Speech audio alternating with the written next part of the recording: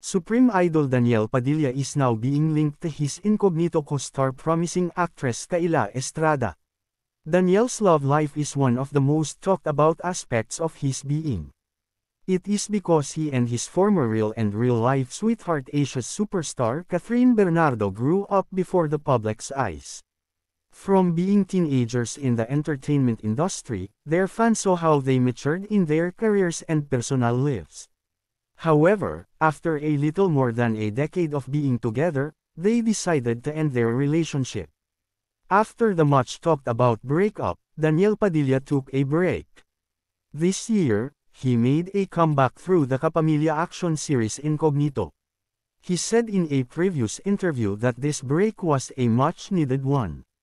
Now that he is back, Daniel said that he felt stronger. His comeback was done with a bang because viewers were gushing over their series. Kayla Estrada is also part of the cast, as well as Maris Racal, Anthony Jennings, Richard Gutierrez, and Ian Veneracion. In a recent episode of Showbiz Update, the YouTube Showbiz talk show of talent manager vlogger Oji Diaz, based on the article in Newsco, he mentioned something about rumors linking Daniel and Kayla. Oji shared what a person asked him just recently.